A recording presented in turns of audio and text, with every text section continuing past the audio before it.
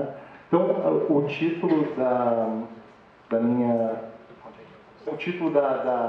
palestra é o que limita a corrida. Então, nós vamos falar um pouquinho sobre alguns conceitos que eu tenho certeza, o Felipe até mencionou alguns há pouco, limiar de lactato, consumo máximo de oxigênio. Eu tenho certeza que vocês já ouviram falar nisso, né? Talvez alguns de vocês saibam o que isso significa, mas eu vou, de uma forma talvez bem simples, né? Porque o meu pensamento é sempre simplificar as coisas, falar um pouco disso para vocês e trazer algumas limitações, o que pode ser feito para mudar isso daí. Então, depois o professor Felipe Moreira vai dar uma continuação e ele vai provavelmente pegar um gancho nisso que eu já falei. Na verdade, eu dei alguns slides a mais para o Felipe e vocês vão ganhar para a gente não repetir o mesmo assunto, né? Então, eu queria agradecer de novo o convite do Felipe, do grupo dele todo, uma satisfação grande estar aqui. Depois eu queria fazer uma propaganda de onde eu moro, né? Isso aí é normal, a gente onde vai viajar. Quem é que conhece Florianópolis aí? Já foi? Nem todo mundo. Então, os que não foram, eu gostaria de fazer uma bela propaganda da cidade, né? Então, nós temos o nosso cartão postal, que é a Ponte Ercílio Luz. Nós temos praias, lagoas, dunas para fazer os mais diferentes esportes. O surf, com certeza, é o esporte principal da ilha. É um lugar fantástico. Mas, se vocês não gostam de praia, a opção que nós temos lá é a corrida, né? Já que o que nos move, o que nos trouxe aqui hoje é a corrida. Lá em Florianópolis existem várias corridas, como aqui também tem, mas existem corridas clássicas, talvez vocês já ouviram falar dessa volta à ilha, né? Que é uma prova que literalmente dá uma volta na ilha de Florianópolis. Ela é feita antigamente ela era feita individualmente, duplas, né? Duplas ainda continua, quartetos, octetos e os grupos de participação, que são até 12 participantes. Então, cada um, são 24 trechos, existe um revezamento, né? Então, uma das coisas malucas que eu fiz na vida foi correr em dupla durante 6 anos, né?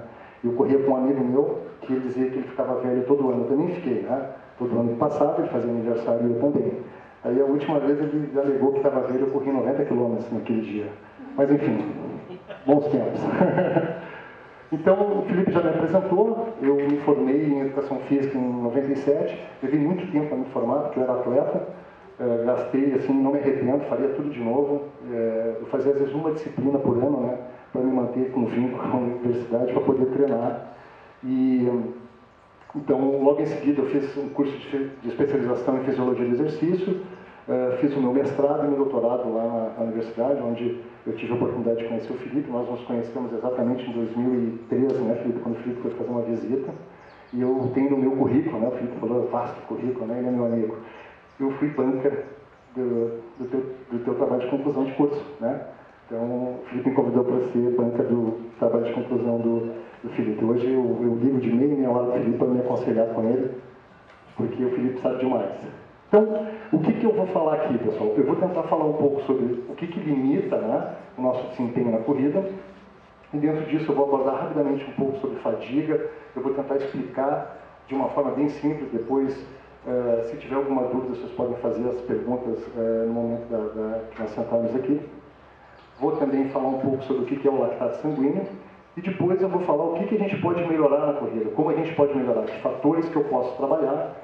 Eu vou me ater bastante nessa questão de economia de corrida, eu vou explicar para vocês o que é isso, mas a própria palavra já diz isso, economia, né? Então nós vamos ser econômicos, como é que a gente pode melhorar a nossa economia de corrida. Vamos falar também sobre termos de força, explosão, pliometro, que são conhecidos como os termos concorrentes, né? No sentido que eu faço um treinamento aeróbio e também vou para uma sala de musculação, vou fazer treinamento funcional ou outro tipo de treinamento para fazer uma complementação do meu treino. E também pretendo falar um pouco sobre... E, por fim, falar um pouco sobre treinamento de altitude, né? Rapidamente, que não é o caso aqui. Eu cheguei no aeroporto ontem e descobri que Uruguaiana fica a 78 metros do nível do mar. Então, isso, pessoal, desculpa dizer para vocês, não tem como fazer. Então, não vai dar para fazer treinamento de altitude aqui, tá? Mas a gente pode, quem quiser, comprar uma barraca, aí existem barracas, né, que simulam altitude. Então, vamos lá. Quem é que... o que existe de limite? Faço a pergunta para vocês, existe um limite no desempenho na corrida? Essa imagem é uma imagem que me marcou muito, talvez alguns de vocês não eram nascidos ainda, foi em 1984, na Olimpíada de Los Angeles, nos Estados Unidos. Essa corredora suíça, chamada Gabriele Andersen, ela está terminando a maratona da Olimpíada, quando pela primeira vez na história das Olimpíadas, as mulheres tiveram uma participação, né? E essa foi a chegada dela, né? Depois, nas voltas finais, né? Na volta final da chegada, ela chegou nesse estado.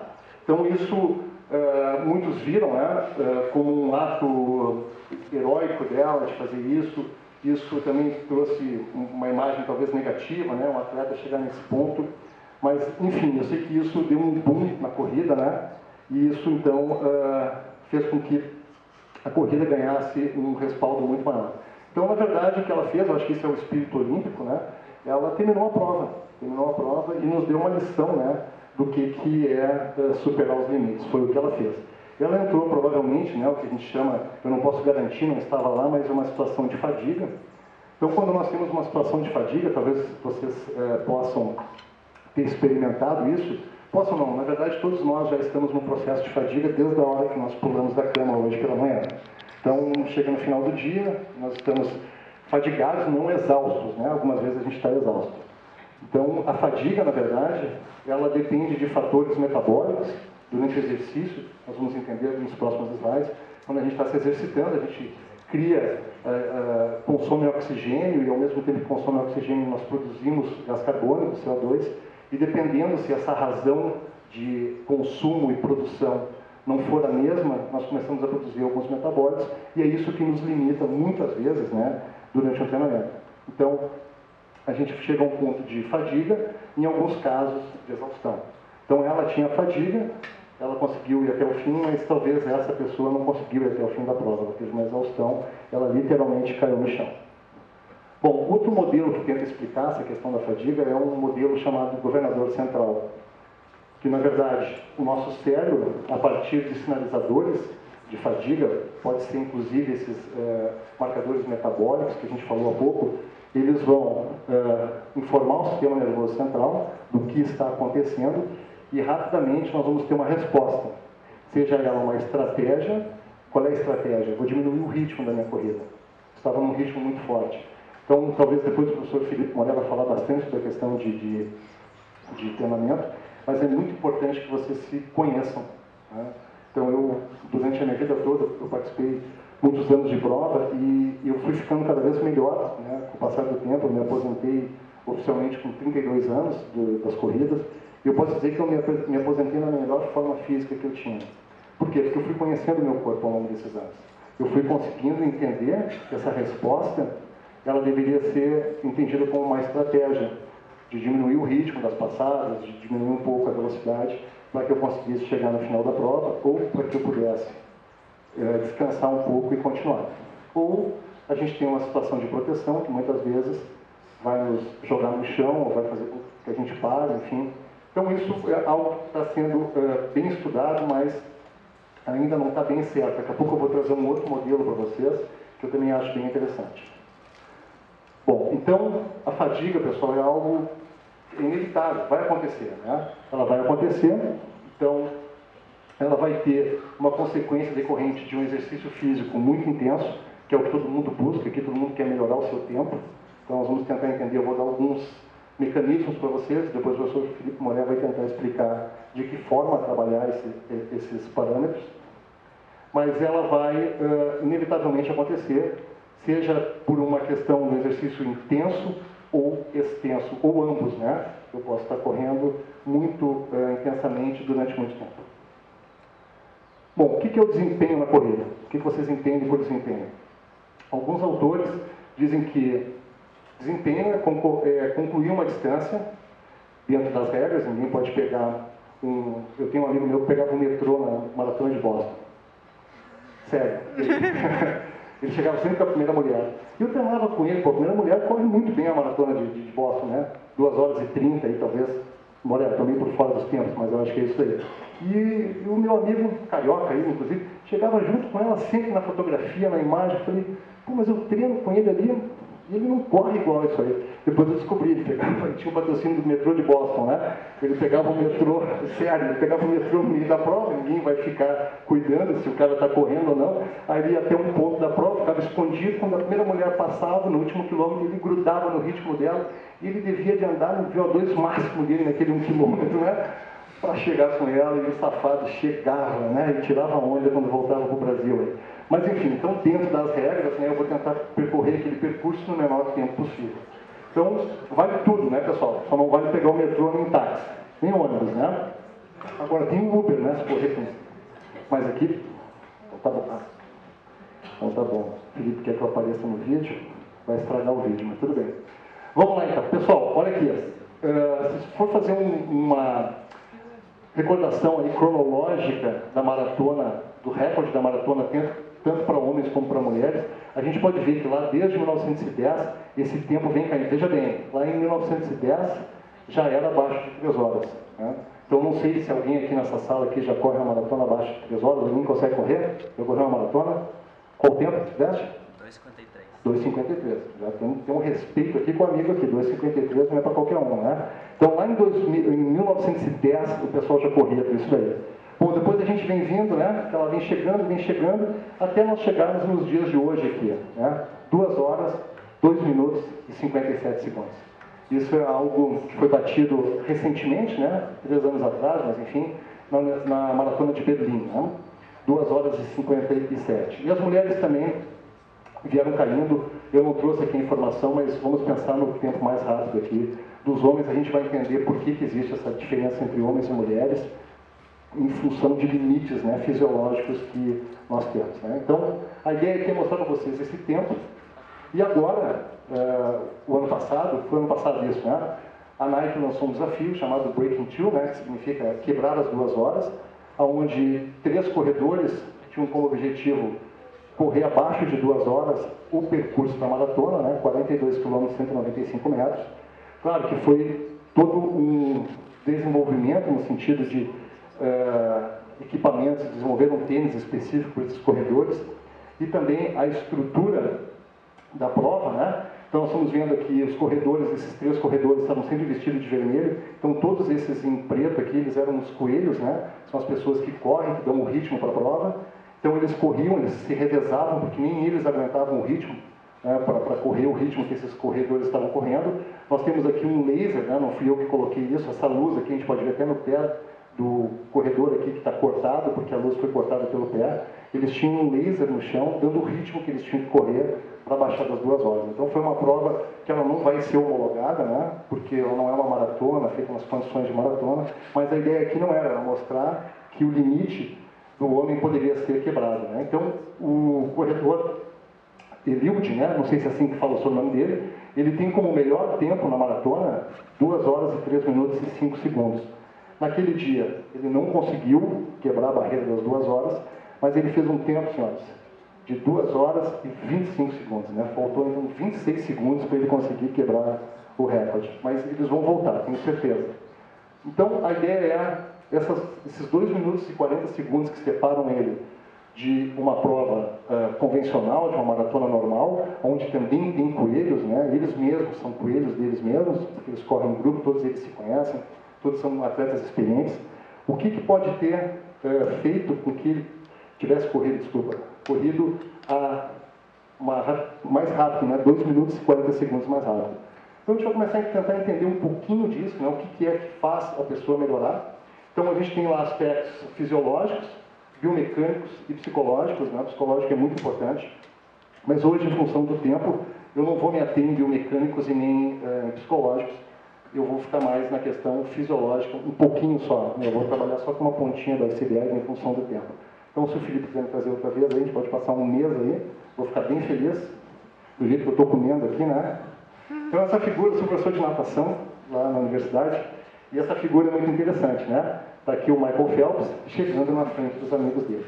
Então a gente tem que levar em consideração, pessoal, que existe uma determinação no nosso DNA. Existem pessoas que têm uma condição melhor que outras e, enfim, isso é natural. O que o Michael Phelps faz, a natação, é algo absurdo, né? O Felipe é um expert em natação também.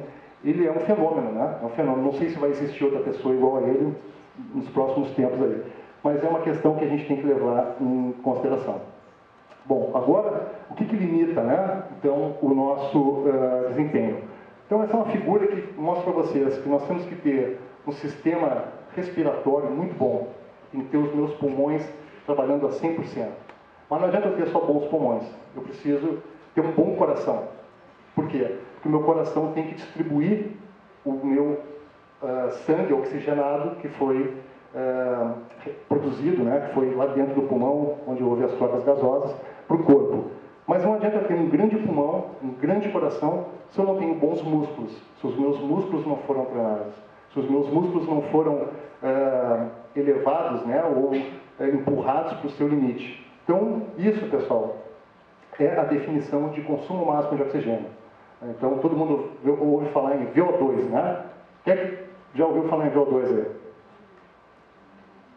O resto não ouviu? Então, VO2 é uma coisa que os atletas falam, meu VO2 é tanto, o Felipe faz aqui VO2, que não faz telemetria. O Felipe não faz porque não tem, se tivesse.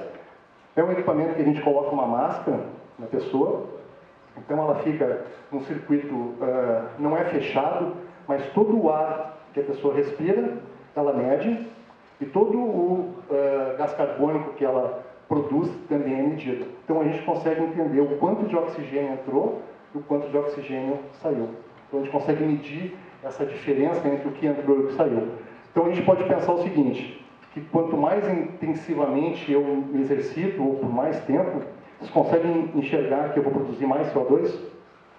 Né? Então, por isso que em alguns momentos, quando eu estou correndo, eu começo a ter uma respiração. Isso é uma dica boa, mas é uma experiência minha. Quando eu corria, tinha alguém do meu lado aqui que eu conhecia, né? Conhecia todos os meus adversários. Às vezes eu mentia para eles, eu começava a respirar assim. Eu não estava nesse nível. Mas eu queria pensar, deixar o meu colega pensar, o Fernando está mortinho. Daqui a pouco ele vai se entregar.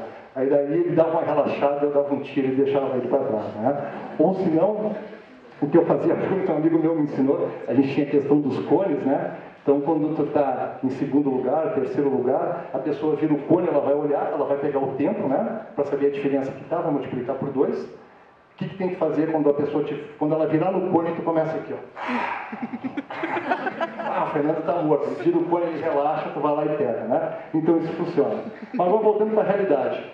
O que nós temos? O consumo de oxigênio, então, é a capacidade que eu tenho de captar o oxigênio, a capacidade que eu tenho de distribuir esse oxigênio pelo meu coração e a capacidade que os meus músculos têm de utilizar esse oxigênio.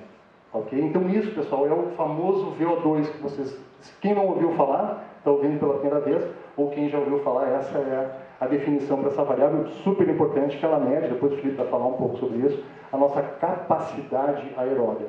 Claro que quem tem o maior VO2 tem uma melhor, teoricamente, condição. Depois eu vou mostrar um estudo aqui que não é bem assim, tá?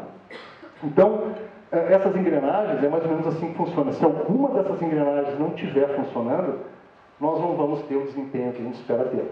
Então, eu tenho que captar bem o oxigênio, eu preciso... eu fiz alguma coisa errada? Clica no slide. Viu? Então, eu preciso captar, entregar e consumir. Aqui, pessoal, tem um negocinho, né, um desenho meio estranho, chamado mitocôndria. Alguém já ouviu falar em mitocôndria? Então, vamos oxigenar a mitocôndria. Lá o colega ouviu falar. O que é a mitocôndria? É uma organela que fica dentro do nosso músculo lá, que ela é responsável pela respiração celular. Então, quanto mais mitocôndria eu tenho, melhor eu vou ser. Consegue entender a jogada? O doping, né? As pessoas usam uma droga chamada eritropoetina, EPO. Alguém já ouviu falar em EPO? Já ouviu falar em EPO? O que a EPO faz? A EPO aumenta o meu hematócrito, né? Então, os glóbulos vermelhos, onde o oxigênio se liga e vai conseguir... Então, imagina só que doping legal esse. Eu faço um doping que eu aumento os meus carregadores, os meus caminhõezinhos de oxigênio no meu sangue para entregar para o músculo. Mas nada adianta eu tomar essa droga se eu não treinar. Né? O meu sangue vai virar um açaí, é assim que o sangue fica, né? De quem toma EPO. Essas pessoas têm um coração que trabalha muito mais, né? Então a droga, se a droga fosse uma coisa boa, eu surpreendi o professor De Rose, né? Que foi um grande pesquisador e líder do Comitê Olímpico Internacional em função das drogas. que se a droga fosse uma coisa boa, não fizesse mal, todo mundo podia tomar, não tem problema. O problema é que ela tem efeitos colaterais muito sérios, né? E a questão dessa droga, chamada EPO, é que ela justamente deixa o sangue da gente, né, que normalmente o nosso hematócrito, se a gente medir aqui, é 42%, ela chega a levar acima de 50%. Nosso sangue vira um açaí, pessoal, não estou brincando. E o coração, vocês imaginam o que vai acontecer? O coração vai ter que trabalhar muito mais para empurrar esse açaí, né? Vai. Então as pessoas, eu tinha um grande ídolo, né, no triatlon, um australiano, aos 42 anos, ele teve que parar de competir, alegando problemas no coração de família. A gente sabe que não é, né? Eu morei numa cidade nos Estados Unidos para treinar, que treinava com ele e via que o bicho era um animal, né? Então eu treinava a mesma coisa que ele e me botava 1 hora no Ironman da Bahia. Falei, qual é o café da manhã que ele toma, né? Descobri que hotel é esse que ele fica para ver se eu melhoro a minha condição. Então, pessoal, eu preciso ter isso aqui funcionando muito bem. A gente precisa aumentar muito esse número de mitocôndrias, mas não adianta eu aumentar isso se eu não melhorar o meu músculo. Então, eu vou dar uma dica para vocês, né? No final, eu vou terminar lá meu slide mostrando um slogan americano aí, que é um grande chavão. Se nós não treinarmos, se a gente não sentir dor, pessoal, não adianta, né? Não adianta eu levar, se eu não elevar cada vez que eu vou treinar, ou a cada período, depois o Moré vai explicar isso em detalhes, se eu não conseguir elevar o meu nível nesse período, se eu não tiver o treinamento certo, se eu não tiver um grande profissional, um educador físico com conhecimento, para modular isso aí, não vai adiantar, tá? Então, algumas pessoas dizem que, na verdade, eu tenho que ter um grande pulmão, um grande coração, um grande músculo, mas outras pessoas dizem que eu preciso ter um grande músculo, né? Essa seria, digamos, a ordem de grandeza do que precisa ter. Eu preciso ter um músculo bem treinado, um bom coração e um bom pulmão. Os 3 têm que ser bom, mas isso é uma discussão que eu também não sei dar a solução para vocês, mas existe, tá? Bom, aqui a gente tem um consumo máximo de oxigênio, né? Então a gente tem assim, ao longo do tempo, pode ser o esporte que for, aqui no nosso caso é a corrida. Então, na medida que eu vou me exercitando e essa intensidade vai aumentando ao longo do tempo, o que vai acontecendo com esse meu consumo de oxigênio? Ou seja, a quantidade de oxigênio que eu fui utilizando. Ela vai aumentando, até eu chegar a um ponto que não aumenta mais. Mas isso não significa que eu tenho que me entregar. Eu ainda consigo ir um pouquinho mais, né? Então, a gente atinge um platô e aí vai por exaustão mesmo, né? Quando o Felipe faz o teste aqui, não sei qual é o critério que ele utiliza, as pessoas param por exaustão, porque às vezes a cinta da esteira está numa velocidade tão grande que as pessoas não conseguem acompanhar e elas literalmente abrem as pernas, assim que tem que ser, né, Felipe? Se não abrir as pernas, ela vai parar lá na cozinha do Felipe, né? Que a esteira vai cuspir a pessoa longe. Então, quando chega nesse platô, a gente sabe que esse foi o consumo máximo que a pessoa teve, mas ela continua por ali, aqui no caso, 2 minutos, né? Depois eu vou explicar um pouquinho sobre isso, que a gente chama isso de capacidade anaeróbica, né, de trabalho. Mas o mais importante é que eu tenho um negócio chamado aqui VVO2. O que é VVO2? É a velocidade aonde eu atingo esse meu consumo máximo de oxigênio. Então isso é importante saber, é uma coisa que a gente consegue medir. Eu sou do tempo que não tinha esses GPS aí, carinho, eles ficam me mostrando os relógios dele. O meu marca a hora, dia aqui e o mês, né?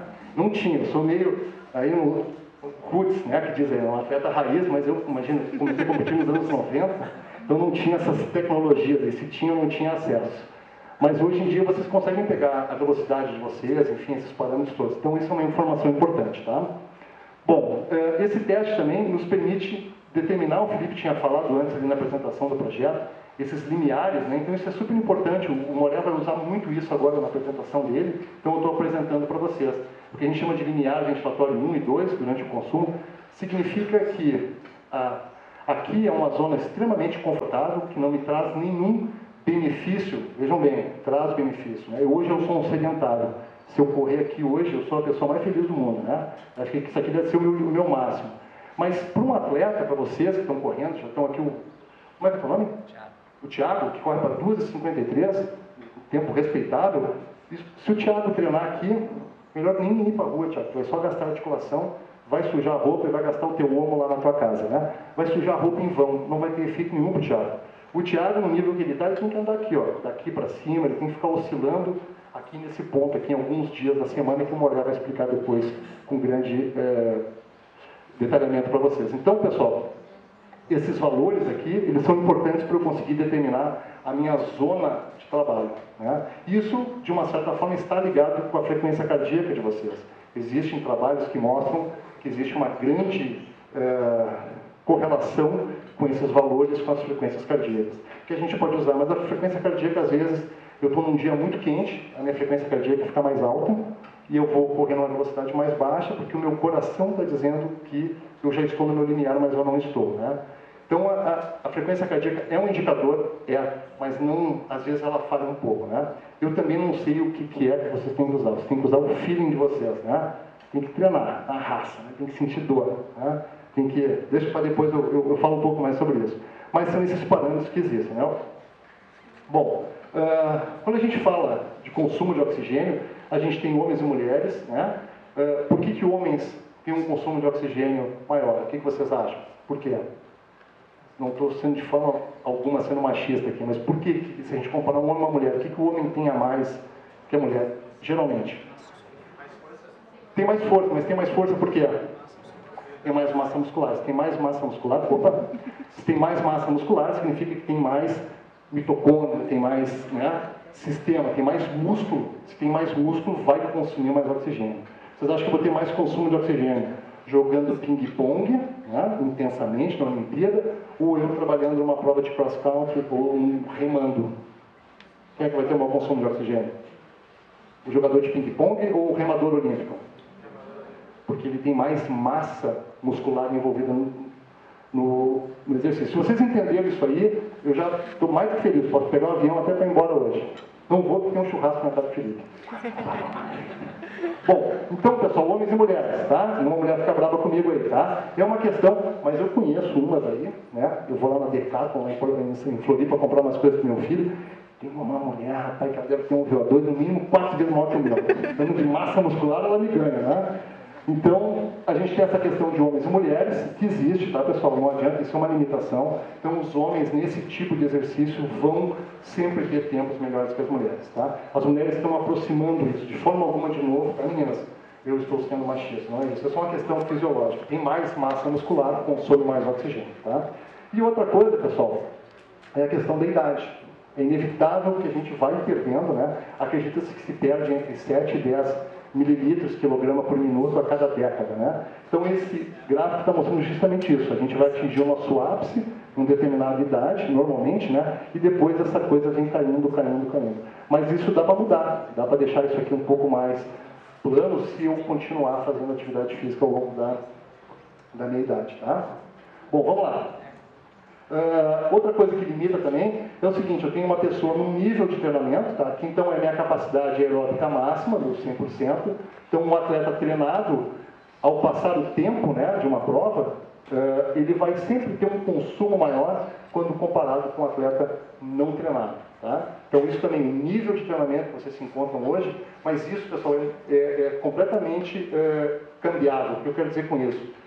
Hoje vocês têm um nível, amanhã vocês podem ter outro, depois de amanhã outro. Tá, não é depois de amanhã, né, mulher? São várias semanas, né? A mulher vai falar sobre os ciclos, aí, mesociclos. Então, isso é uma coisa interessante que a gente precisa ter em mente, que os níveis que nós estamos vão nos proporcionar uma melhor ou pior performance. Bom, aqui a gente tem a situação que nós temos corredores, homens e mulheres, né? Eles têm o mesmo consumo máximo de oxigênio, é igual. Foi no teste que o Felipe organiza aqui, se ele tivesse esse analisador de gases, que vocês têm aqui no campus. Então, se o Felipe quiser usar um dia mais de trabalho, né, vai levar um pouquinho mais de tempo para pegar o relatório, ele vai ter o homem e a mulher com o mesmo consumo, mas o que acontece? O homem, né, que está aqui em branco, aqui, ó, essa bolinha quadrada, ele conseguiu ir numa velocidade maior do que a mulher, né?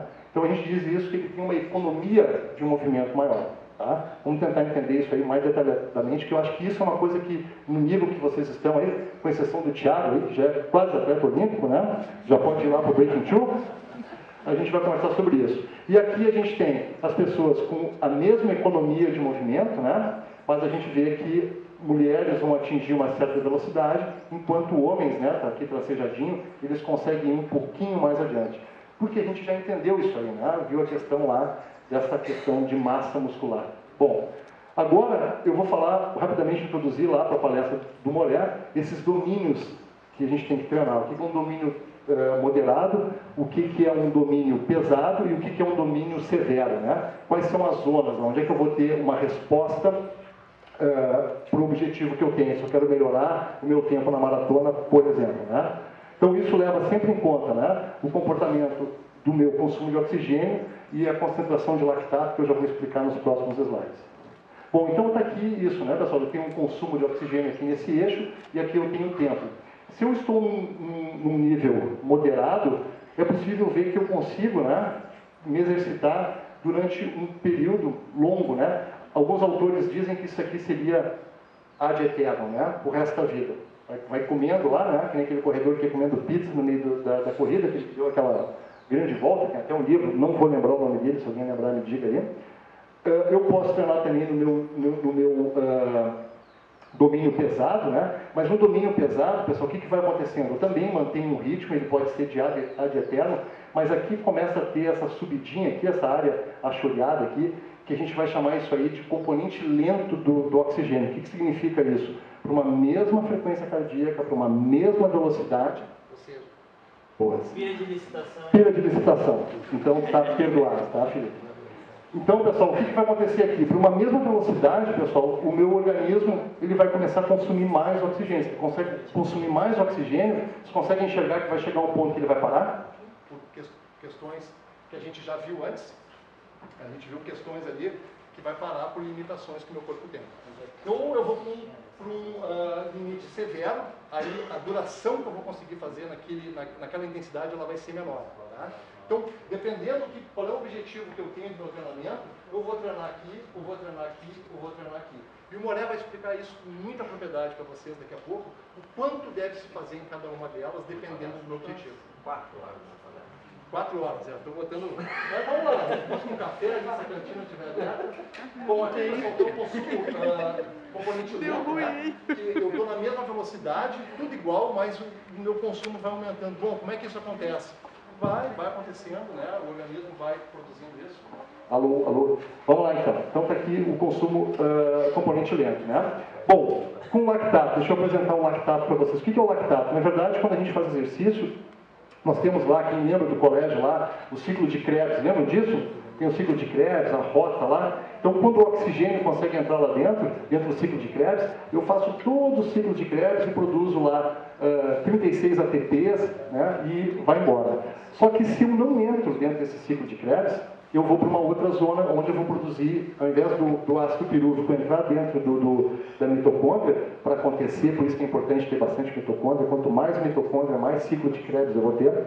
Se eu não conseguir entrar dentro da mitocôndria, não é um problema, né? O meu organismo vai conseguir viver bem com isso, mas ao invés dele, o ácido pirúvico entrar dentro da mitocôndria, ele vai começar a produzir um negócio chamado ácido lático. E esse ácido lático é o que a gente mede lá dentro da célula. Então a gente não consegue fazer isso em humanos, porque isso é medido dentro da célula. O que a gente consegue ler... Pô, de novo? O que a gente consegue ler é um negócio chamado lactato sanguíneo, que é a forma circulante desse lactato. Mas ele leva em média, pessoal, 3 minutos do que aconteceu na célula para eu conseguir ler no sangue. E geralmente a gente faz aqui no lóbulo da orelha, faz um furinho, né, ordenha a orelha, ou faz um piquezinho. Alguém já fez esse teste aí, de lactato?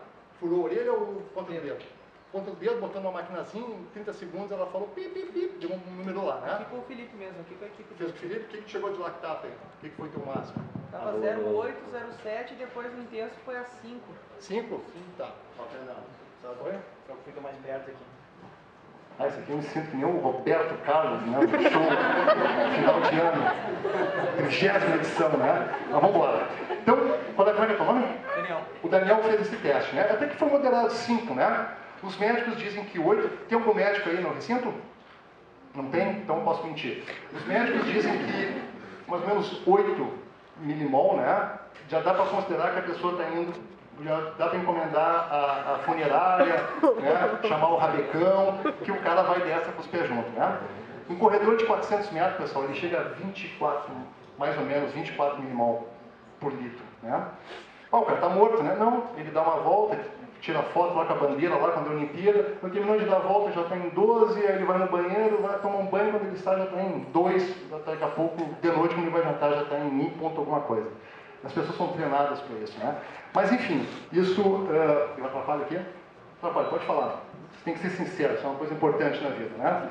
Vamos lá, olha só. eu tenho a produção, tá, pessoal? O vermelho é a produção. Eu vou produzindo, mas o meu corpo branco é a metabolização. Eu consigo, tudo que eu produzo, eu vou conseguindo metabolizar. Então, um menos o outro, dá nada, dá zero, né? Eu vou bem, obrigado. Mas na medida que eu vou aumentando a intensidade, aqui a gente tem velocidade embaixo, o que vai acontecendo? A minha produção, ela vai começando a se dissociar da minha metabolização. E quando isso acontece, o que eu meço lá, que o Daniel mediu na orelha lá, vai começando a aumentar o número. Ele falou que estava em 0 alguma coisa, 0,8 foi a 5, foi isso aqui, ó. Ele foi subindo, subindo, subindo, subindo, até chegar a um ponto que, eu não sei se foi o caso do Daniel, ele parou por exaustão, por não conseguir mais fazer. Foi corrida, Daniel, que tu fizeste? Tu não conseguia mais correr, pronto. Então o Felipe mediu lá e a gente pode calcular a cinética dessa curva e determinar esses lineares também. Depois o Moré vai explicar muito bem por que é importante. Estou botando só na conta do Moré, né?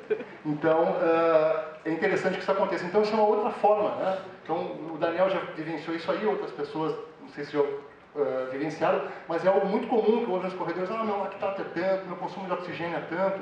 Então, são esses valores, talvez tentando apresentar, não sei se eu estou sendo feliz, espero que sim, de apresentar isso para vocês. Então, pessoal, enquanto eu consigo metabolizar, ótimo. O que eu preciso fazer ao longo dos anos, né, com o treinamento? O que o treinamento vai me trazer? Ele vai fazer com que essa dissociação saia aqui dessa velocidade, aqui que deve dar em 200 metros por minuto, ela venha aqui para 280, 300. O meu objetivo é que ela aconteça lá em 1000, né? 1000 km por hora. É isso que eu espero que aconteça. Estou exagerando, mas é isso que eu quero. Eu quero levar essa curva sempre mais para a direita do meu gráfico. Se eu faço isso, correr a maratona em 2,53, que hoje talvez para o Thiago é o limite dele, talvez na próxima maratona já não seja, tá, Thiago? Aí tu vai dizer, bom, meu lactato lá, quando eu fiz 2,53, ele acontecia aqui. Agora está acontecendo em outro ponto. Isso é positivo, é sinal que tu está investindo muito bem o teu dinheiro no teu treinador, né? Vamos lá. Então, também a gente pode determinar esses pontos, né, onde quebra, e a partir disso, o treinador de vocês pode dizer, bom, nós vamos treinar daqui, daqui até aqui, ou daqui para cima. Tudo isso vai depender de que é o objetivo de vocês. Aqui, só para ter uma ideia, né, eu não consegui achar de um corredor, aqui eu peguei de um ciclista, né, mas o consumo máximo, né, a potência máxima desse ciclista é 400 watts. Então a gente vê quando ele está a 220 watts, é uma coisa muito moderada para ele, não faz cosquinha no corpo dele, né? Gera uma adaptação, mas é uma adaptação que não vai, além de gastar lá a junta, né, as articulações de vocês, vai sujar a roupa, enfim. É importante, talvez, pós-competição, no dia seguinte, vocês fazerem um treino nesse ritmo aí, regenerativo, mas em termos de ganho, pessoal, vou dizer para vocês que não vai fazer nem cosquinha.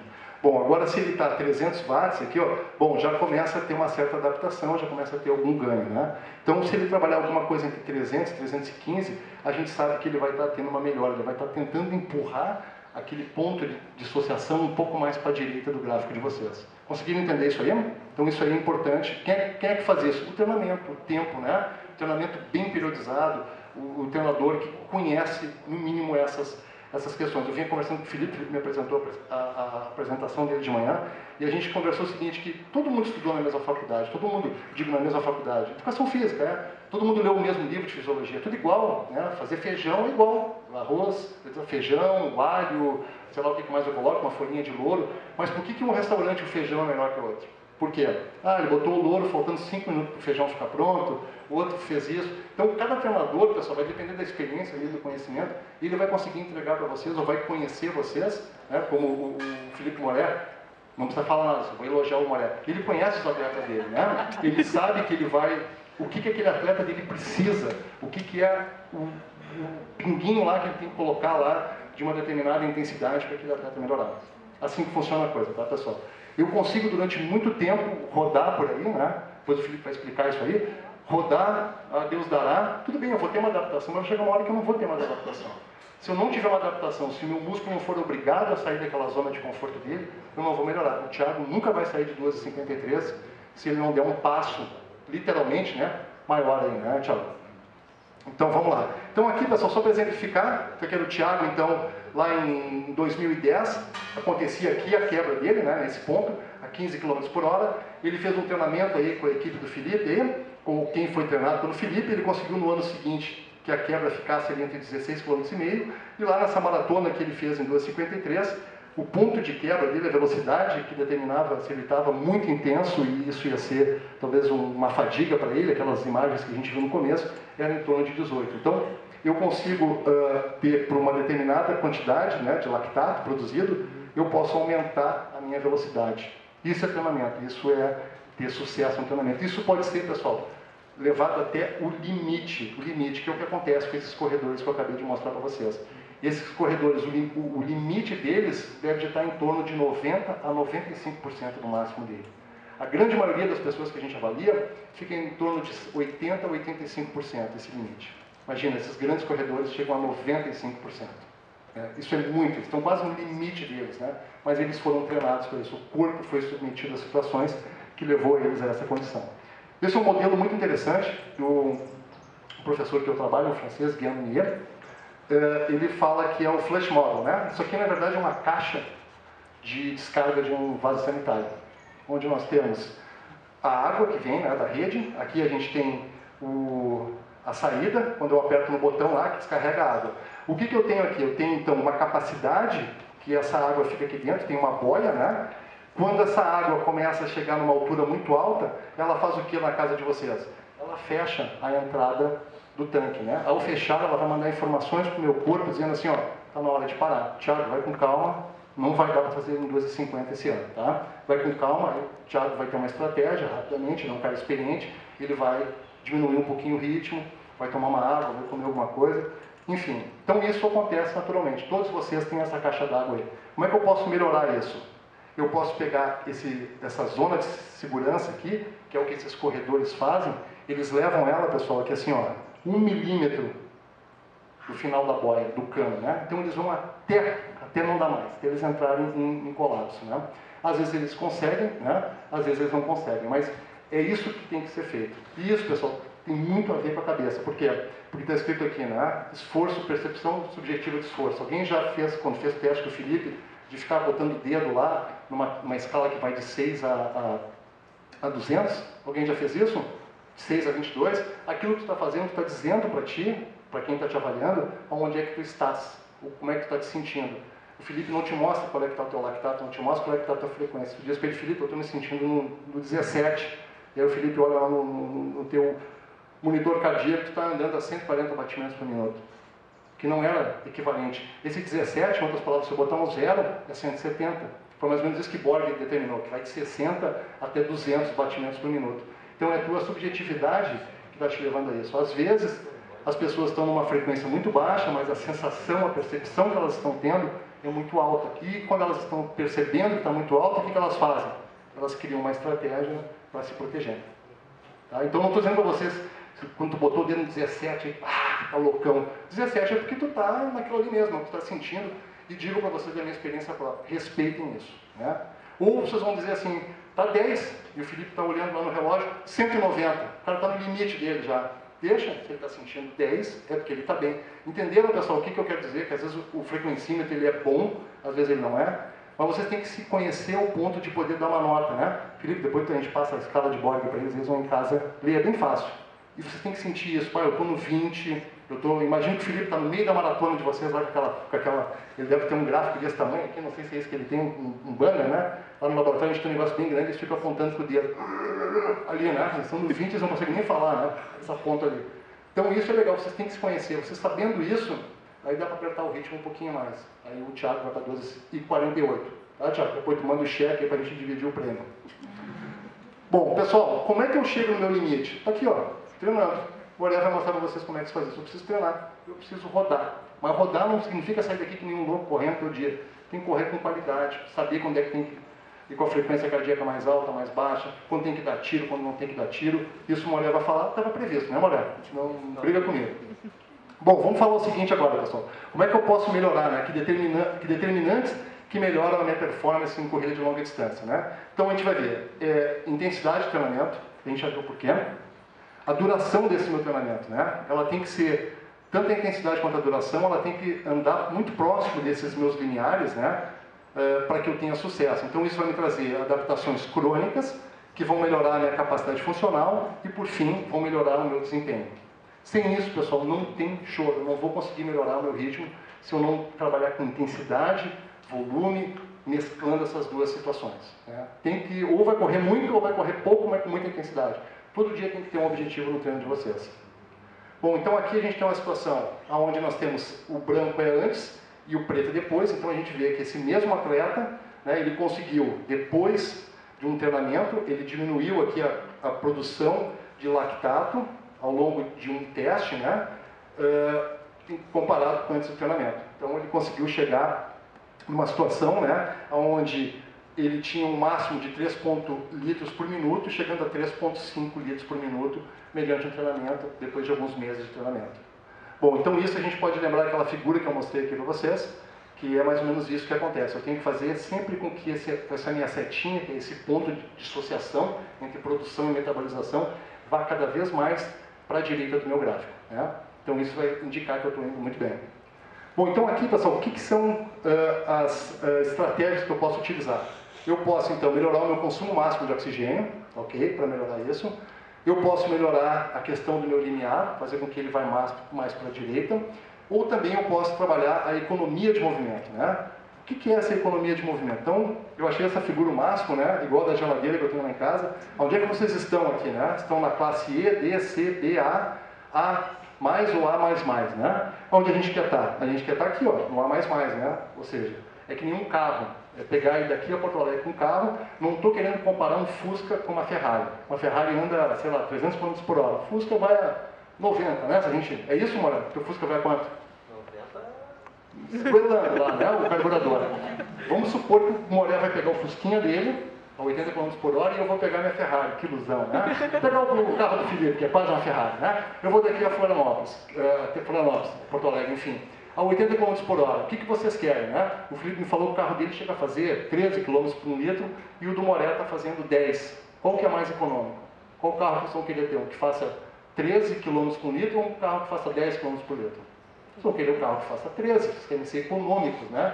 Então é isso que a gente vai conversar um pouquinho agora, tentando visar como é que eu posso melhorar essa minha economia de corrida, como é que eu consigo correr numa determinada intensidade por mais tempo, tá?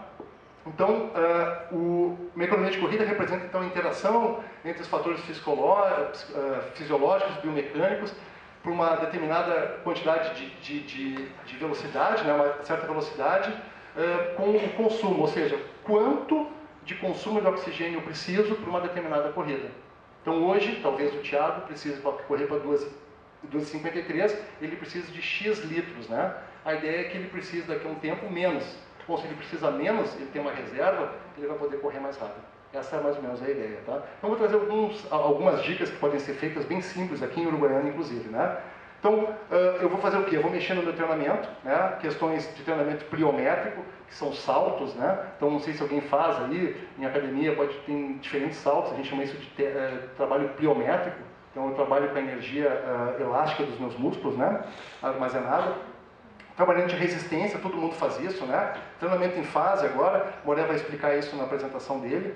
Eu posso trabalhar com o meu ambiente, né? Altitude, de novo, vocês estão a 78 metros de altitude aqui, não vai surtir efeito nenhum, né? Não adianta cavar buraco para dormir, né? E não adianta fazer um morrinho para ficar mais alto aí, não vai surtir efeito, né? Eu durante a minha vida, eu morei 2 vezes numa cidade chamada Boulder, nos Estados Unidos, que a minha cama ficava a 1.700, eu ia a 3.800, no mínimo todos os dias, de bicicletinha, fazer meu treino lá em cima, né?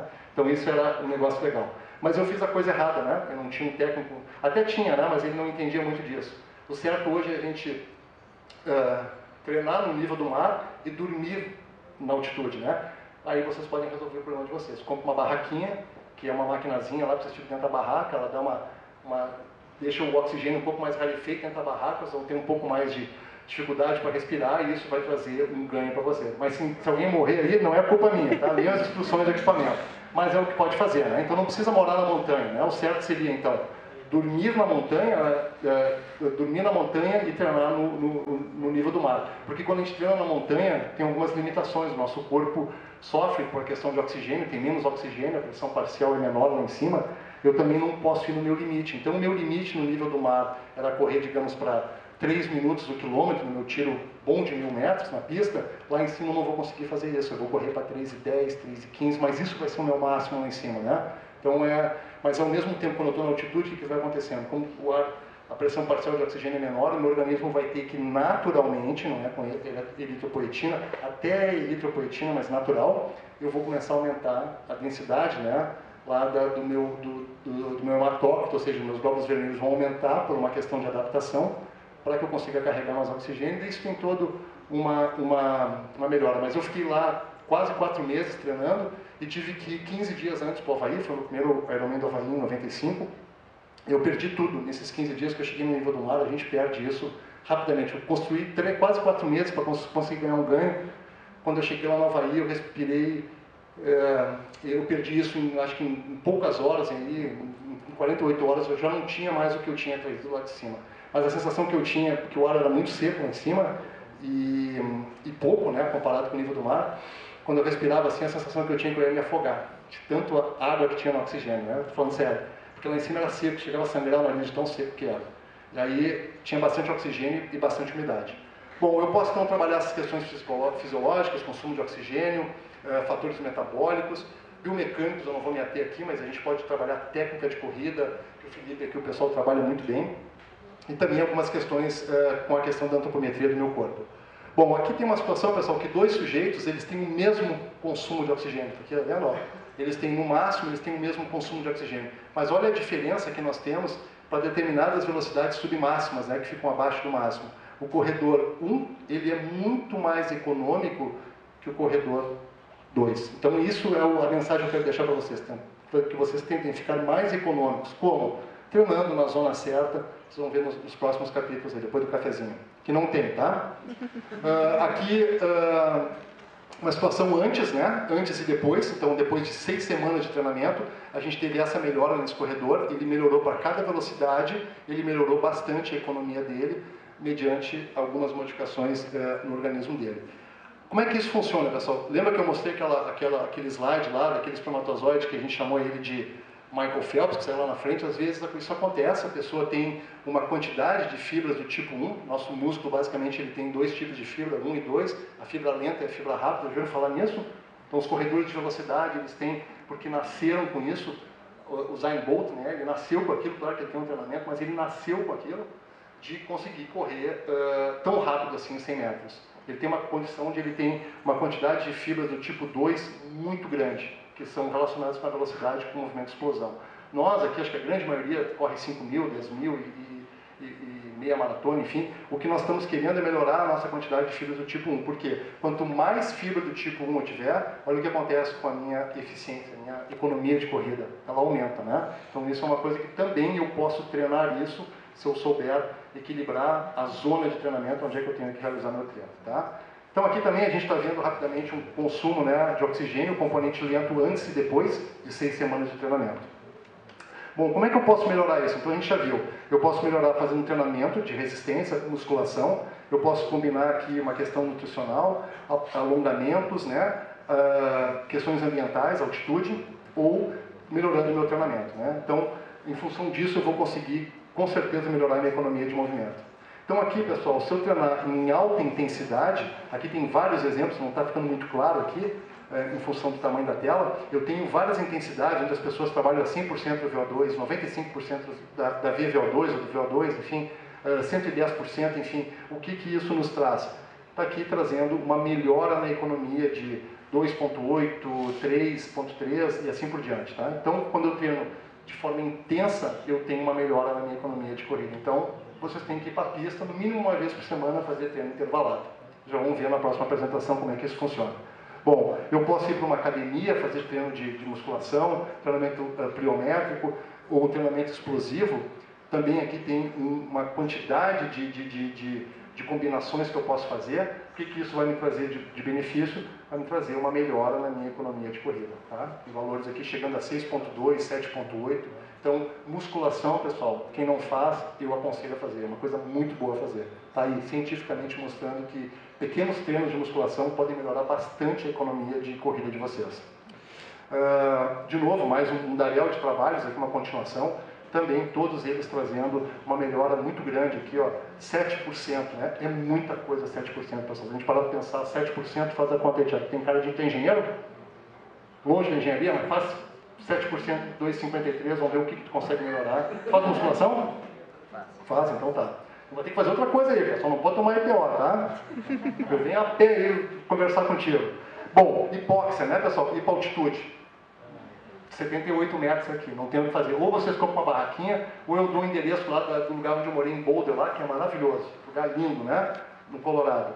Também, a gente está vendo aqui que tem uma melhora muito grande. Mas a mesma melhora, 7%. Eu não vou precisar gastar numa barraca dessa se eu posso ganhar esses 7% indo para uma sala de musculação, fazendo um treinamento pequeno, 1 ou 2 vezes por semana, fazendo um treinamento de resistência. Numa sala de musculação vai me dar um ganho bem grande na minha performance. Bom, isso aqui é um trabalho, eu tenho muito orgulho, né, de um grupo de brasileiros, o professor Dianadai, uma pessoa com quem, inclusive é meu colega de departamento, e outros amigos, né, o professor Fabrício Caputo também, que é a pessoa com quem eu trabalho, a professora Camila Greco aqui, também esse estudo, a gente chama isso aí de uma revisão, né, ao invés de eu ler todos esses artigos que eles apresentaram, eles fizeram isso para mim, fizeram uma meta-análise, que se diz, uma revisão sistemática com meta-análise, e eles estão mostrando o seguinte, né, pessoal, que treinamento de musculação, ele traz um benefício para a economia de corrida, ele pode, um baixo volume de treinamento, seja ele de resistência, pliométrico ou explosivo, ele vai trazer uma melhora para vocês. Então, mais um estudo mostrando que isso é positivo, né? Então, que entre 6 e 8 semanas desse tipo de treinamento, é possível, chama treino concorrente, porque vocês vão continuar fazendo o treinamento aeróbio de vocês, que vocês fazem até hoje, da mesma forma, só que o técnico de vocês, quem não o faz ainda, vai agregar um pouquinho de treinamento de musculação, pliométrico, funcional, enfim, existem vários tipos de trabalhos aí que podem ser feitos para melhorar essa questão. Todos eles vão trazer um benefício para vocês, né? Então, são os estudos que estão mostrando, né, quando eu tenho um treinamento aqui, variando os mais diferentes tipos de explosivo, de alta intensidade, todos eles, né, trazem um benefício. O que eu tenho de benefício aqui? Ó? Aqui eles revisaram, dentre os 20 trabalhos que eles revisaram, eles viram lá trabalhos que tinham um aumento na economia de movimento e uma redução. Aqui, mais ou menos, ó, a gente tem menos 1,66 e positivo 1,66. Então, apenas 3 trabalhos, pessoal, desses 20 que eles revisaram, não trouxeram, não atrapalharam, pelo menos, ficaram parados no mesmo lugar. 17 estudos, né, que nem esses estudos que o Felipe faz aqui, 17 estudos mostraram que existe um aumento, não uma melhora. Em média, o que eles encontraram foi, esses 20 trabalhos trouxeram uma média de quase, vamos arredondar, 4% de melhora.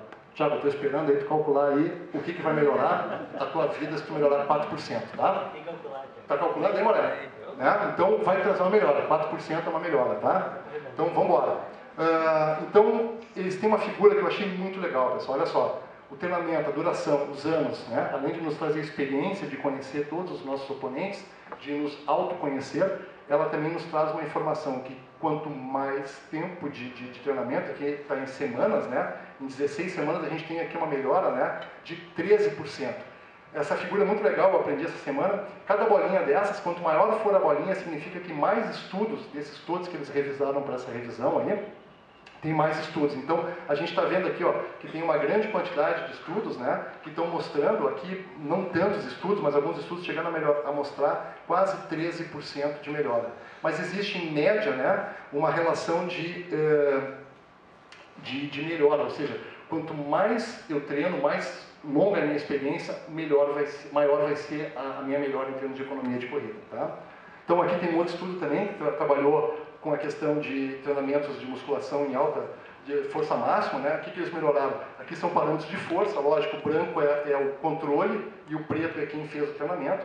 Melhorou um RM, que é um teste que se faz, que é um teste de resistência máxima.